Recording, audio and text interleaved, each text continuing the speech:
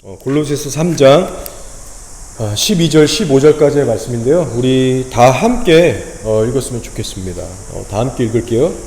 그러므로 너희는 하나님이 택하사 거룩하고 사랑받는 자처럼 긍휼과 자비와 겸손과 온유와 오래 참음을 옷 입고, 누가 누구에게 불만이 있거든 서로 용납하여 피차 용서하되 주께서 너희를 용서하신 것 같이 너희도 그리하고, 이 모든 것 위에 사랑을 더하라. 그리스도의 평강이 너희 마음을 주장하게 하라.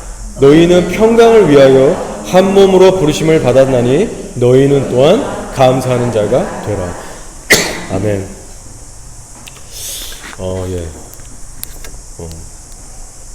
주님께서 저를 이제 만지시는데, 왜 그 주님께서 우리를 만지시는 그 은혜의 손길이 그때그때마다 다르잖아요.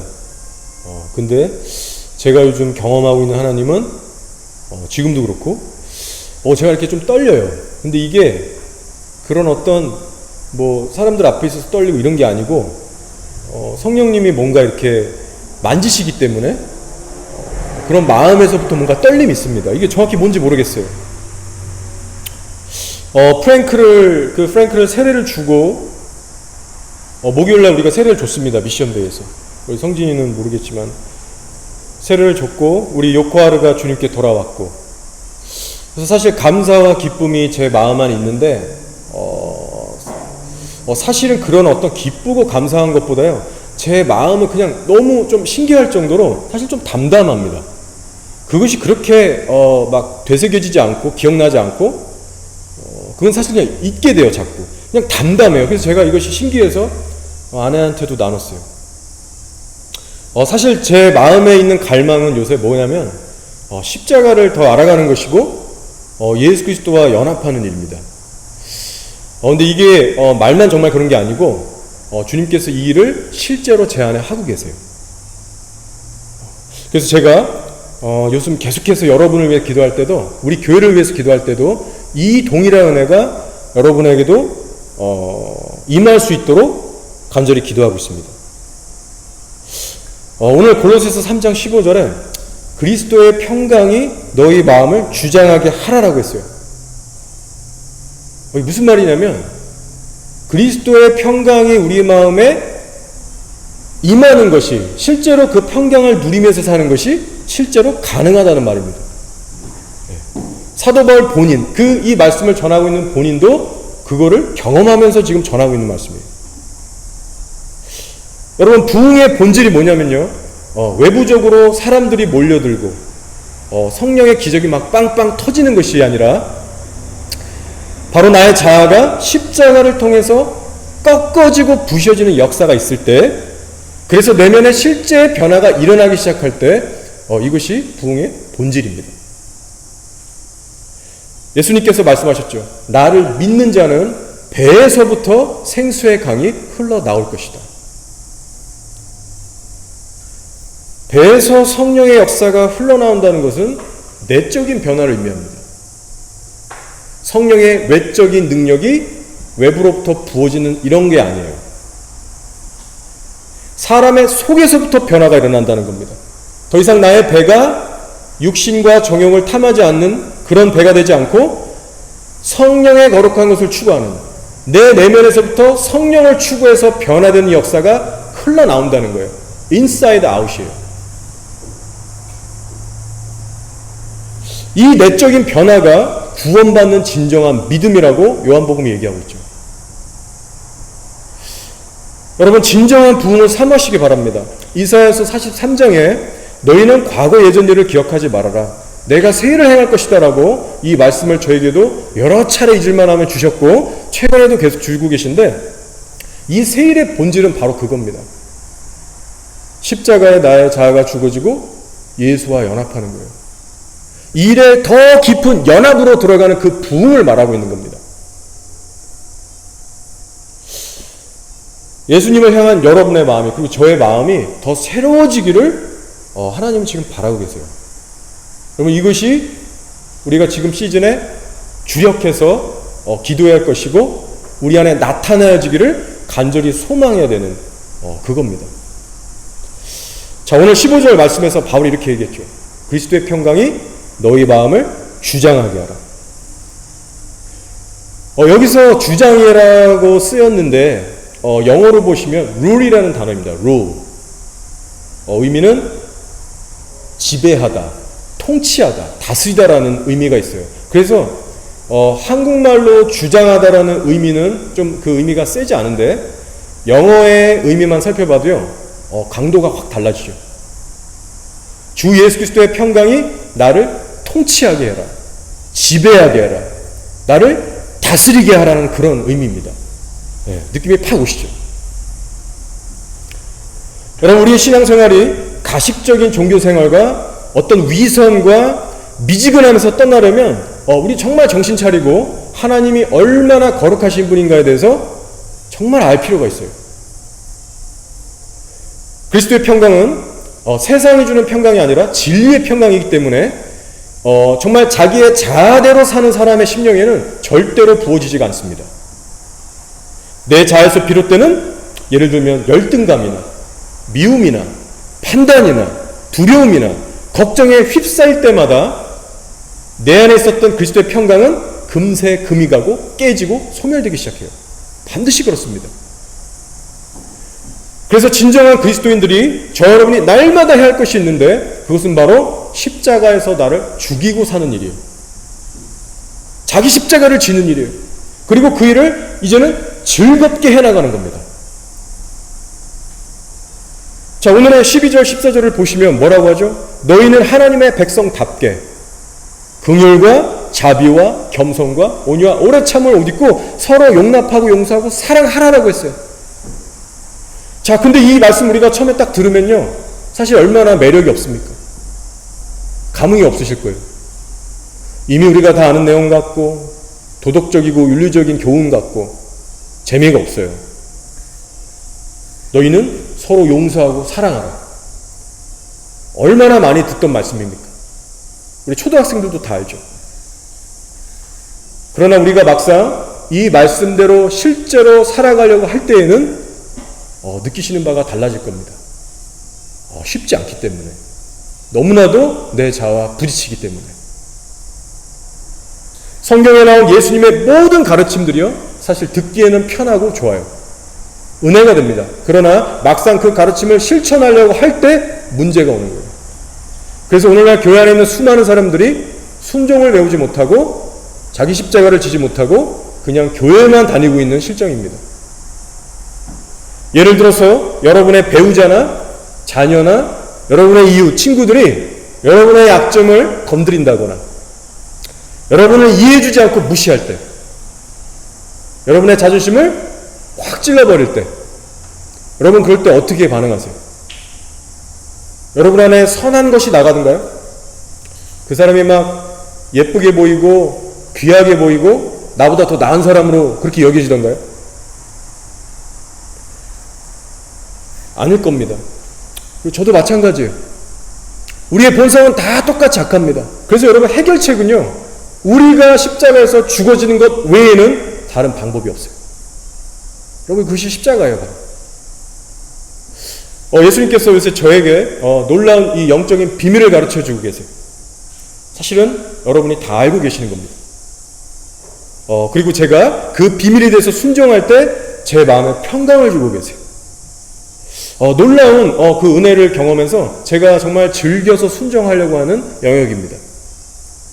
자, 그것이 뭐냐면 나를 힘들게 하고 괴롭게 하는 그 어떤 사람을 대할 때 잘못이 그 상대에게 있든지 없든지 간에 제가 그 상대에게 어떻게 반응하고 있는가, 바로 하나님 앞에서 나의 반응을 살피는 것에 전력을 다하고 있다는 거예요.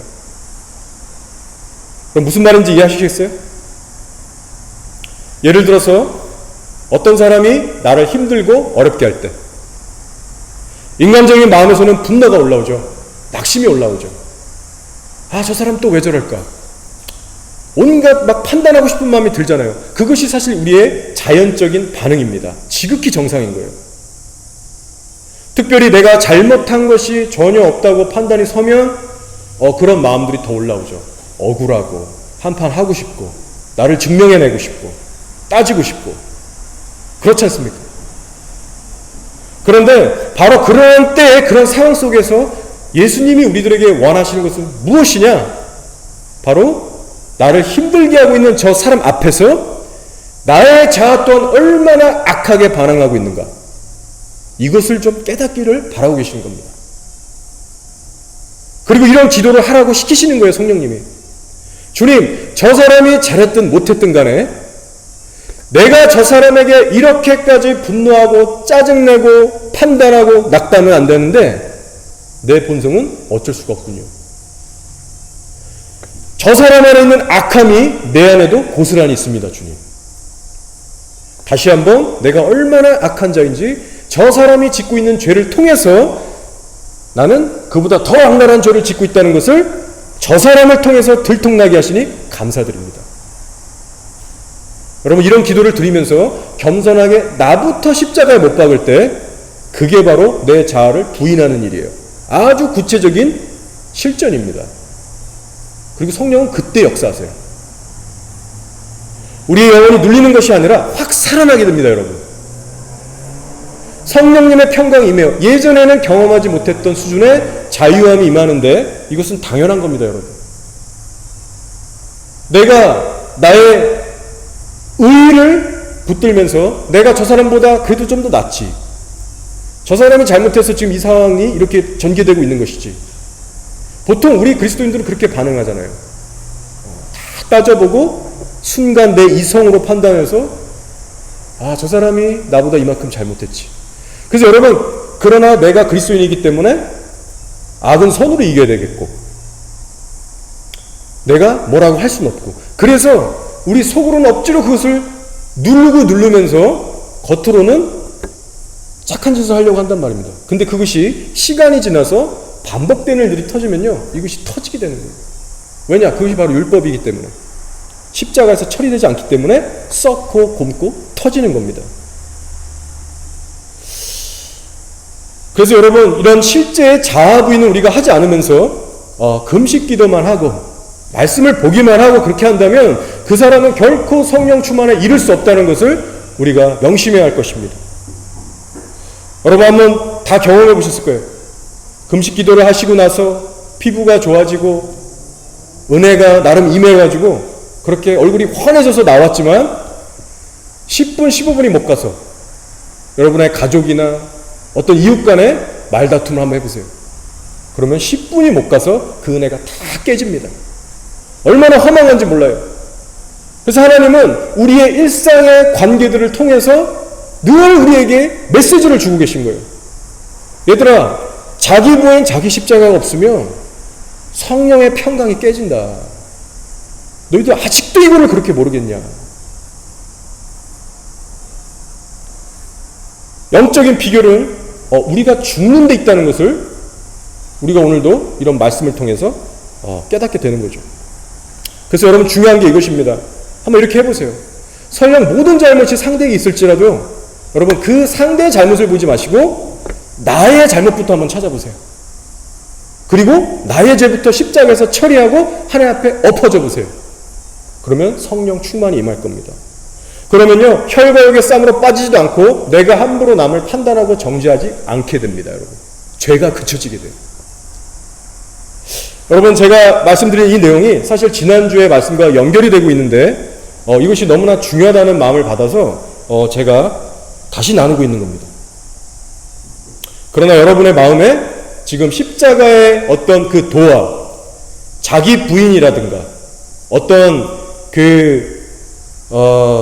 이 자아에 대해서 내가 얼마나 악한 자인지를 깨닫는 이런 것에 대해서 여러분이 관심이 없으시면 오늘 제가 말씀드리고 있는 이 메시지도 별로 그렇게 매력이 없는 감흥이 없는 그런 시시콜콜한 얘기로 끝나고 말 겁니다. 자, 그러나 분명한 것은요, 십자가의 복음이 정말 무엇인지 정말 조금이라도 정말 안 사람은요, 제가 지금 전하고 있는 이 메시지가 얼마나 하나님이 기뻐하시고 이것이 사실 핵심 전부라는 것을 여러분이 손뼉을 치면서 공감하실 수 있을 거예요. 자, 1930년경에 동아프리카에 있는 그 르완다라는 나라에서 거대한 부흥이 일어나기 시작했습니다. 그 부흥의 불길이 그 후 약 40년에서 50년 동안 지속이 돼서 주변에 뭐 우간다, 케냐, 탄자니아, 아프리카, 특히 동아프리카 지역을 휩쓸었고요. 더 멀게는 유럽의 선교사들, 북미, 그리고 아시아, 인도까지도 그 불길이 번져나갔습니다. 놀라운 것은요, 제가 오늘 여러분에게 전하고 있는 말씀의 핵심이 동아프리카에서 일어난 그 부흥의 핵심 메시지였다는 거예요. 자, 저도 이 르완다의 부흥에 대해서 전혀 모르고 있었는데 요즘 시즌에 주님께서 알게 하셨어요. 자연스럽게. 자, 십자가의 복음이 정말 무엇인가? 우리 그리스도인들은 실제로 어떻게 하루하루 살아야 되는가? 이런 것들에 대해서 저에게 계속해서 가르쳐 주시고 경험하게 하고 계신데, 르완다의 부흥에 대해서 알게 하셨고, 제가 실제로 자료를 찾아보니까 영어 자료가 특히 있고 한국말로는 거의 없더라고요. 그래서 그 영어 자료를 일일이 찾아서 시간은 좀 많이 걸렸지만 계속해서 보고, 그러면서 참 많은 은혜와 기도가 터져나오게 됐습니다. 간략하게 그 부흥의 배경에 대해서 설명드릴게요. 존 에드워드 처치라고 하는 영국 선교사가 있었습니다. 별명은 조 처치라고 불렀어요. 그냥 존 선교사님이라고 할게요. 이분은 이 동아프리카 부흥의 주역 중에 주요 인물입니다. 1928년부터 르완다에 있는 가힌이라는 지역에서 선교 사역을 시작하셨는데, 의사였기 때문에 의료 선교 사역도 하시고 실제로 복음을 전파하시는 그런 사역을 겸해서 하셨어요. 자, 그리고 이 가힌이라는 지역이 동아프리카 부흥의 진원지가 되게 됩니다. 자, 그 부흥이 어떻게 진행됐냐면요, 이 존 선교사님이 가인이에 처음 오셔서 1년 동안 사역을 하시는데, 그 땅의 그 극심한 가난을 경험하면서 그 처절한 그 인생들하고 함께 살면서 이분이 영육간에 번아웃이 된 거예요. 완전 지쳐서 나가 떨어지신 겁니다. 그래서 이분이 그때 또 이분의 아내도 병이 걸려서 너무나 아프셨고 뭐 하는 일마다 잘 안 되셨대요. 그래서 이분이 안 되겠다 싶어서 그 사역을 이렇게 내려놓고 바로 이웃 나라인 우간다로 휴가를 가게 되십니다. 그 우간다에 캄팔라라고 하는 그 수도로 가서 휴식을 취하는데, 그곳에서 예수님을 믿고 있던 시므온이라는 흑인 청년을 만나게 돼요. 이 시므온이라는 청년이 이 선교사님을 찾아온 거죠. 자, 근데 이 시므온이 청년은요, 신앙에 대한 갈망이 있었던 사람이었습니다. 그리고 이 존 선교사님에 대해서 예전에 그분의 설교를 한번 들은 적이 있어서 알고 있었대요. 특별히 그분의 설교 중에 우리는 예수님께 우리의 모든 것을 내어드리고 복종해야 된다 라는 설교였는데, 그것을 들었는데 그 실천도 나름 해봤는데 이 형제 안에 영적인 갈망이 채워지지가 않더래요. 뭔가 결핍이 느껴져서 견딜 수가 없었고, 자기가 볼 때는 이 우간다의 모든 지역교회들이 동일한 영적 상태에 처했음을 발견하게 돼서 자기가 너무나도 큰 탄식으로 이 선교사님을 찾아온 겁니다. 그래서 그들은 그날부터 약 이틀 동안, 한 2, 3일 동안 함께 성경 공부를 집중해서 하면서 기도하기 시작했대요. 특별히 성령님이 얼마나 거룩하신 분인가에 대해서 집중적으로 말씀을 찾아보고 연구하면서 기도를 한 겁니다. 자, 그리고는 존 선교사님이 성령의 조명을 받았는지 이렇게 고백을 한 것이 기록에 남겨져 있어요. 르완다의 부흥을 방해하는 유일한 것은 우리 안에 성화의 결핍 때문이다. 곧 거룩함의 결핍이 부흥을 방해하고 있다. 이것이 유일한 것이다라고 결론을 냈어요. 자, 그렇게 둘은 헤어져서 각자의 나라로 가죠. 그리고 존 선교사는 그렇게 영적으로 어느 정도 깨어서 각성이 돼서 르완다의 가인이로 돌아갑니다. 자, 근데 가인이에서 그때 어떤 일이 벌어지고 있었냐면, 이 존 선교사가 병원 사역하고 복음 전파를 같이 하고 있었는데, 그 병원에서 일하고 있던 책임자 리더가 요시아라는 사람이 있었어요. 그 현지인이었죠. 아프리카 청년. 근데 이 요시아라는 친구가 이 존 선교사님이 추진하는 일의 방식이 마음에 들지 않아서 자꾸만 부딪혔고 사람들을 막 선동해서 대적을 했다는 겁니다.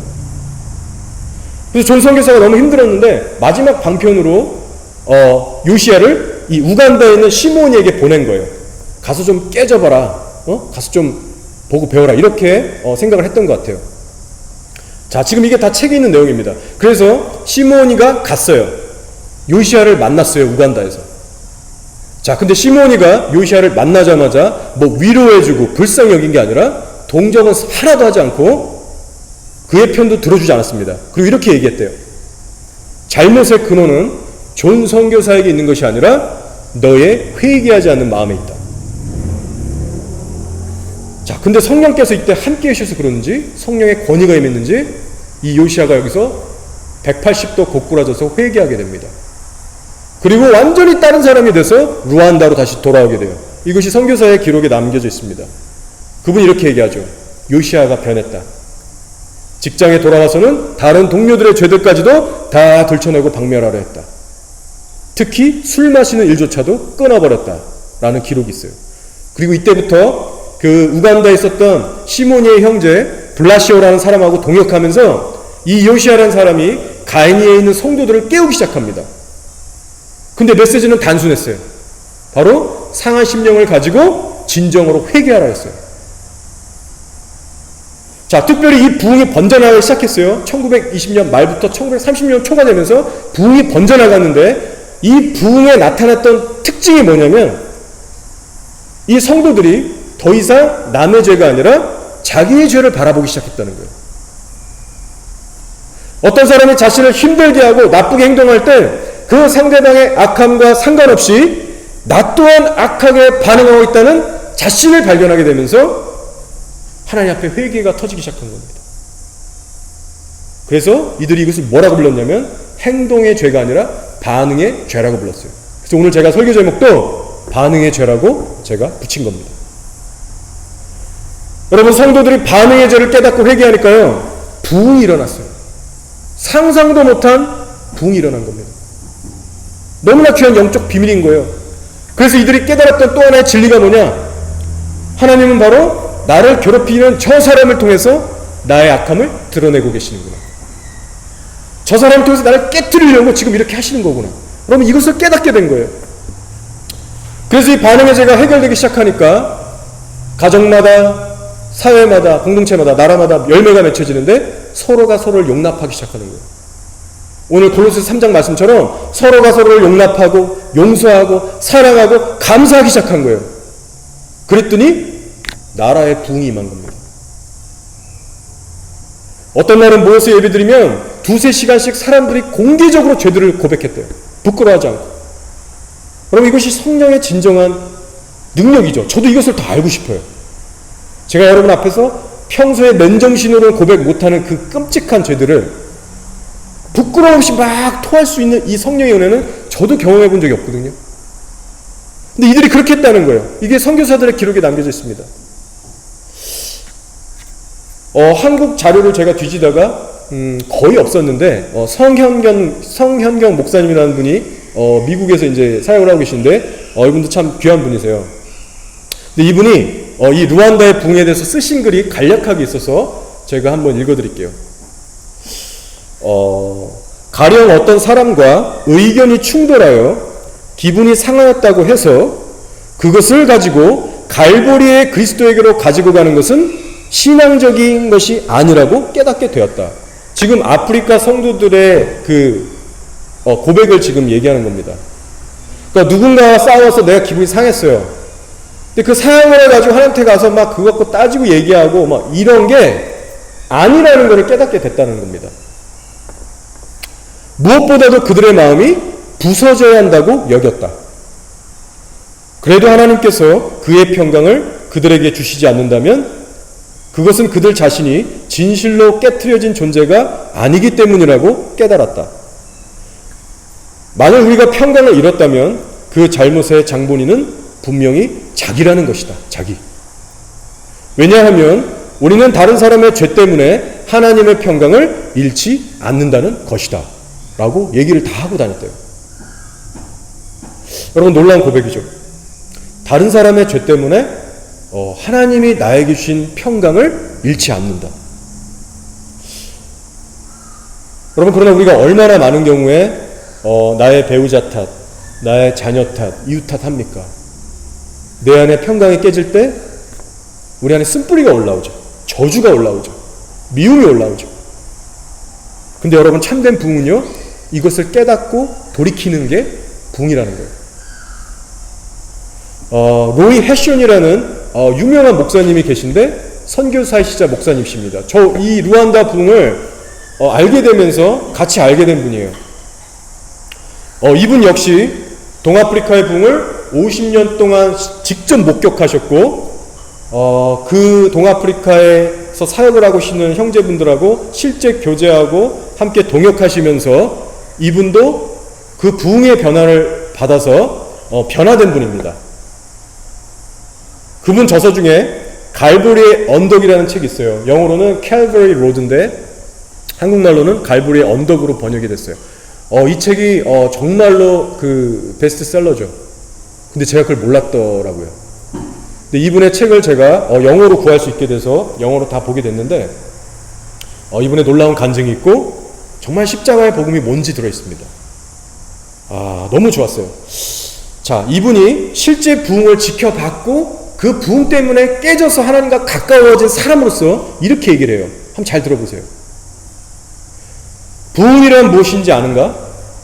부흥이란 이미 푸른 동산이 더 푸르게 되는 것이 아니다.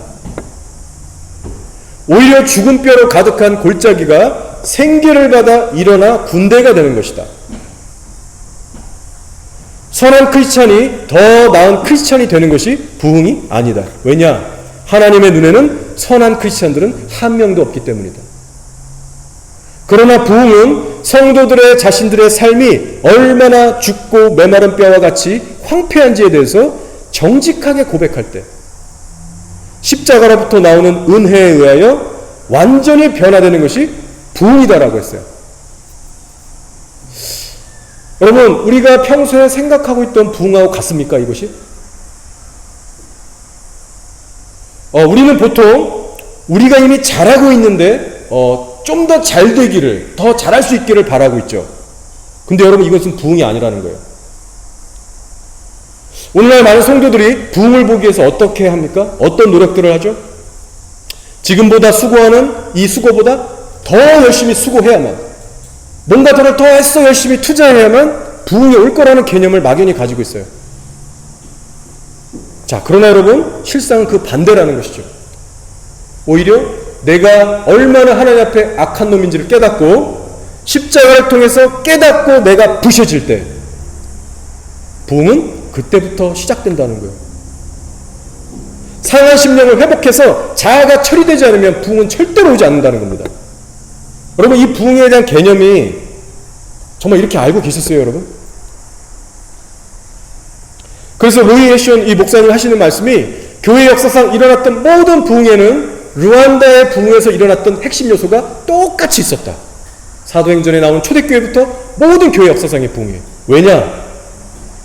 예수님이라는 한 근원에서만 참된 부흥이 나오는데 그분은 항상 동일하게 역사하시기 때문에, 바로 상한 심령에 깨어진 자아에서만이 그 생명이 역사되기 때문에 그렇게 책에서 저술하고 있어요.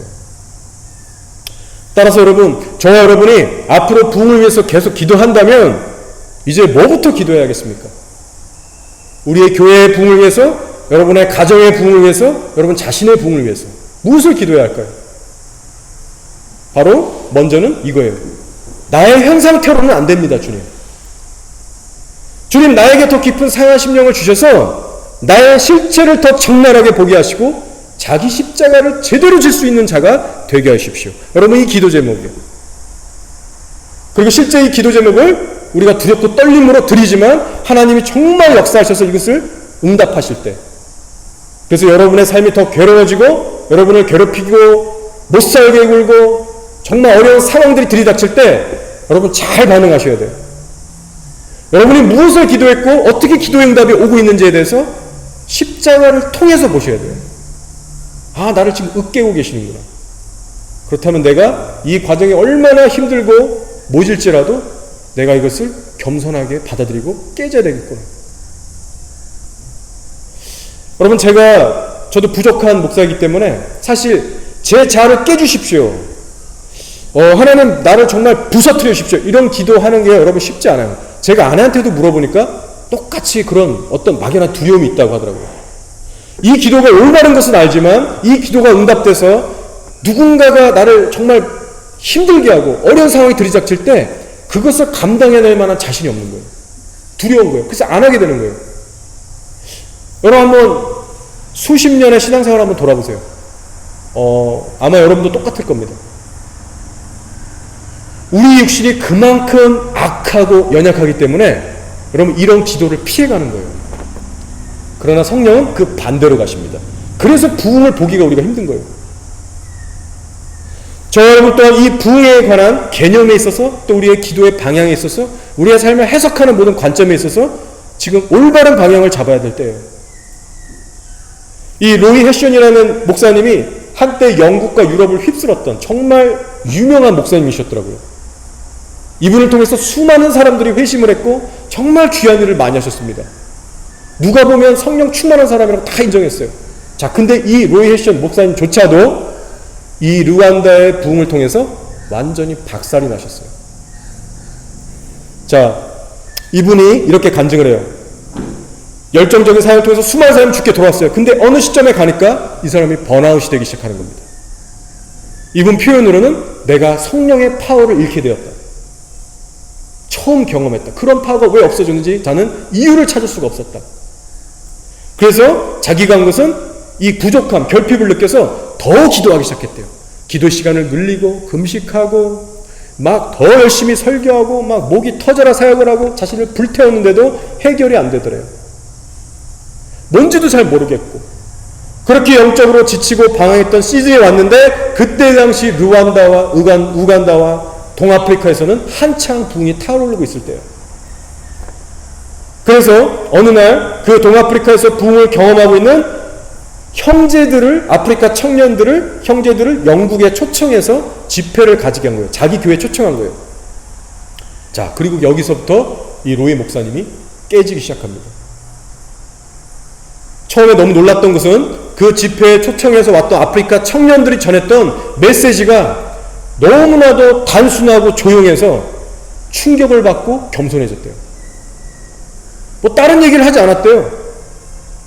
그러면서 이번에 충격을 받는 것이 아프리카 성도들이 깨닫고 있는 부흥이, 그들이 전하고 있는 부흥이 자기를 포함한 서구 기독교인들이 생각하고 있는 부흥의 개념하고 너무나 달랐다는 것에 충격을 받은 거예요.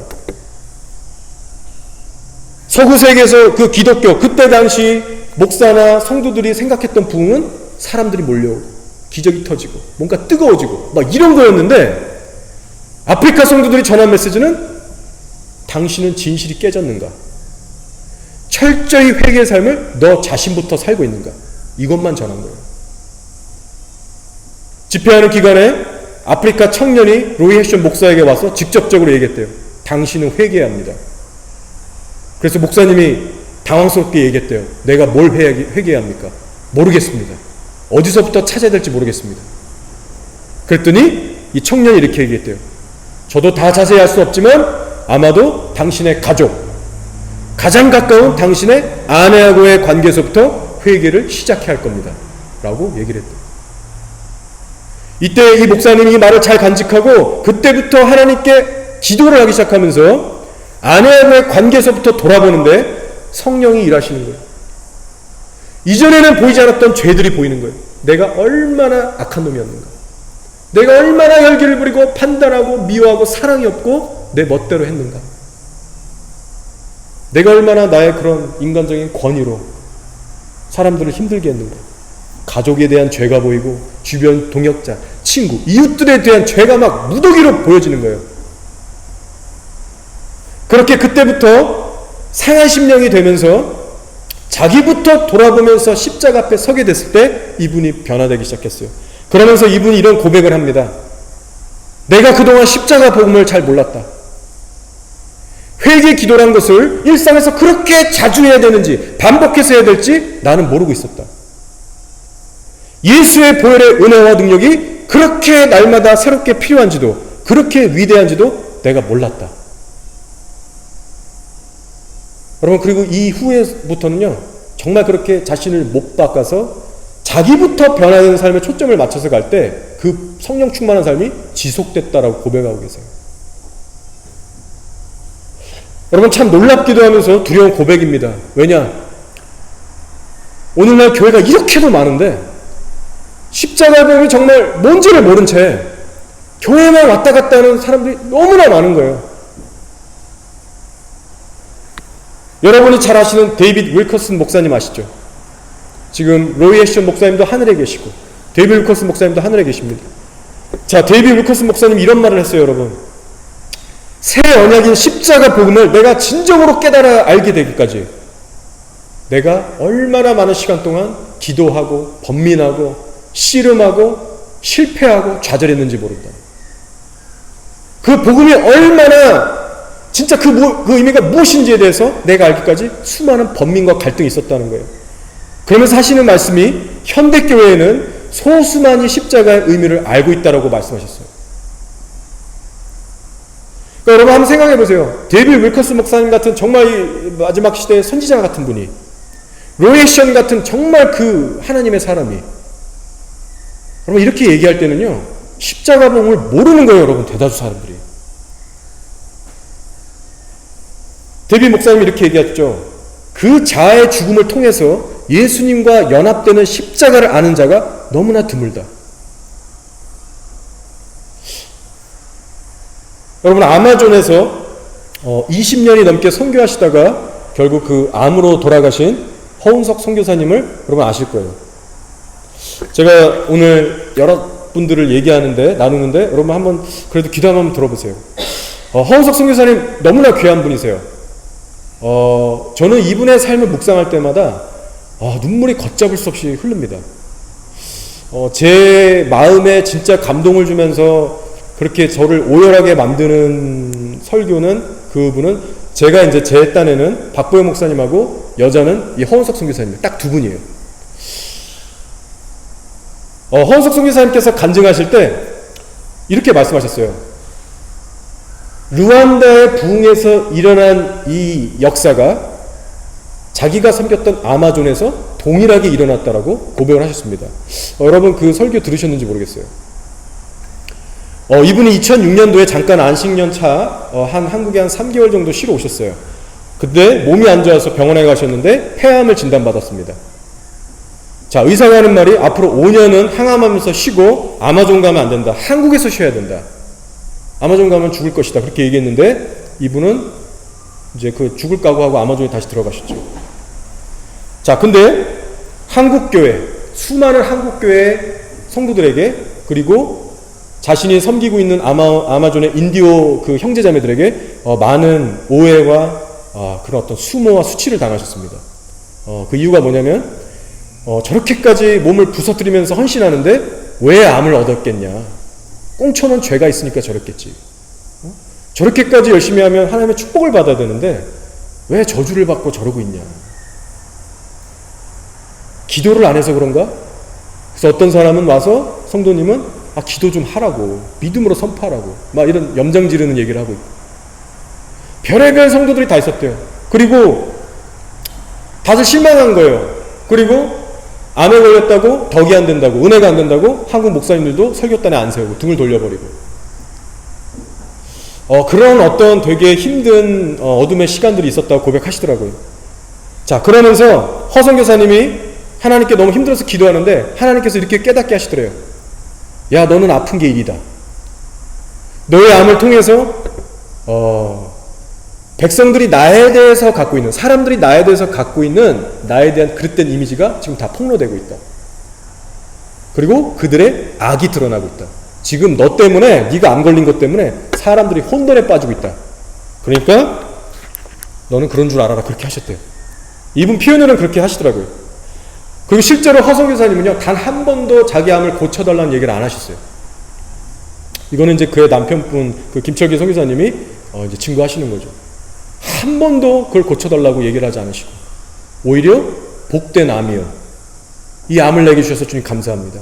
이 암을 통해서 내가 나의 자아가 박살나고 내가 얼마나 악한 자인지를 다시 한번 깨닫게 하시고 이 인생의 말년에 그리스도와 연합하게 해주니 감사합니다. 여러분 진짜 그렇게 기도했대요. 자, 그렇게 아픈 몸을 이끌고 아마존에 돌아가셔서 2006년에 돌아가셔서 2009년도 약 3년 동안 몸을 부셔가면서 인디오족들을 섬겼어요. 여러분 얼마나 그 험한 사역을 하셨습니까? 독을 타서 먹였잖아요. 자, 그러다 어느 날 여러분 3년이 지났는데 2009년 9월에 이때부터 부흥이 터지기 시작한 겁니다. 사도행전처럼 한 자리에 있던 수십 명의 인디오들에게 모든 사람에게 성령이 임해서 방언이 다 터졌고요. 회개의 방언이 터진 거예요. 회개가. 그래서 정말 그 표범이 나오고 독충, 몸에 들어가는 독충이 나오는 그 정글에 깊숙이 들어가서 인디오들이 땅을 치면서 회개했대요. 통해 자복을 했대요. 정말 상상할 수 없는 죄들을 고백하면서 내가 저 사람을 죽였습니다. 삶아서 죽였고 칼로 찔러 죽였고 뭐를 훔쳤고 말도 안 되는 죄들을 고백하면서 오열하기 시작한 거예요. 자기 십자가를 배우기 시작한 거예요. 인생이 180도 변했답니다. 놀라운 것은요, 이 인디오 민족들 가운데 그 토착민이기 때문에 기복주의 신앙이라는 것이 있었대요. 우리 한국 사람들처럼. 약간 샤머니즘 같은 거죠. 그래서 어떤 하나님을 잘 섬기면 축복을 받을 것이다. 이런 것들이 막연히 있었는데 허은석 선교사님의 그 삶의 자세를 보시고, 그죠?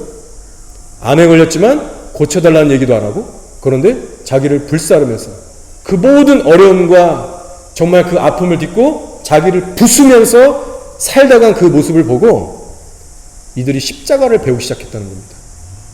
아, 복음은 저런 거구나. 자신을 철저하게 부시고 내려놓는 거구나. 암을 고쳐주지 않고 이 땅에 복이 없어도 저주를 받은 인생과 같이 보여도 저게 진짜 복음이구나. 그러면 인디오 형제들의 인식이 변화된 거예요. 놀라운 부흥이 일어난 거예요.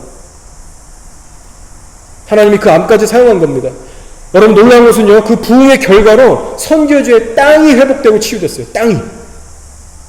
그 땅에 수십 년간 단 한 번도 열리지 않았던 망고와 다른 열대 과일 나무들이요, 열매를 맺기 시작했대요. 주렁주렁. 그 영상으로 보는데 정말 감동이 오더라고요. 그 역대의 말씀처럼 너희가 내 앞에 죄를 깨닫고 회개하고 돌이키면 그 땅을 치유할 것이다. 이 말씀이 거기에 응한 겁니다. 그래서 여러분 그 후에 부흥이 터지고 암이 복수까지 찬 거예요. 이분은 너무나도 힘들었는데 결국 돌아가셨어요. 근데 그 돌아가시기 전에 한국에 잠깐 오셔서 한국 교회들의 설교단이 열리기 시작했습니다. 유튜브에 올라와 있는 게 바로 그거예요. 그래서 놀라운 것은요, 항암을 그렇게 세게 맞았는데도 머리카락이 하나도 안 빠졌대요. 그래서 여러분 설교를 보시면, 영상을 보시면 허은석 선교사님 머리가 그냥 빽빽히 차 있을 겁니다. 그분이 스스로 고백하는 거예요. 기적이 일어났다. 왜 머리가 안 빠질까? 그러면서 자기가 받은 마음은 자기가 머리까지 다 빠져버리면 사람들이 정말 괴상하게 보기 때문에 설교단에 설 수가 없기 때문에 하나님이 자기의 외적인 모습을 그렇게 챙기셨다는 거예요. 그리고 복수까지 암이 다 차서 평소에는 5분 이상 허리를 필 수가 없고 앉아 계실 수밖에 없는데 신기하게 설교단에만 쓰면 두세 시간 허리가 꼿꼿이 펴지고 힘이 나고 목소리가 쩌렁쩌렁 나온다는 거예요. 평소에는 폐암 때문에 이게 물이 다 차고 이래서 목소리도 안 나왔던 사람이. 그럼 한번 생각해 보세요. 왜 하나님께서 이분을 이렇게까지 설교단에 세우시면서 그분을 통해서 전하고자 하는 메시지가 뭐였을까요? 제가 허은석 선생님 설교를 정말 반복해서 다 들어봤습니다. 근데 여러분 딱 하나만 얘기해요. 바로 너희가 상한 심령이 되고 너희의 자아가 박살나야 된다. 자기 십자가만 외치셨어요. 그리고 여러분은 내가 아마존에서 수십 년 깨지고 수많은 고초를 당하면서 결국 배운 게 이거 하나다. 여러분은 절대로 나의 전체를 밟지 말아라. 그러면 이 간증만 하고 가셨어요. 제가 이 설교를 들으면서 얼마나 많은 그 감동과 깨어짐이 있었는지 모릅니다.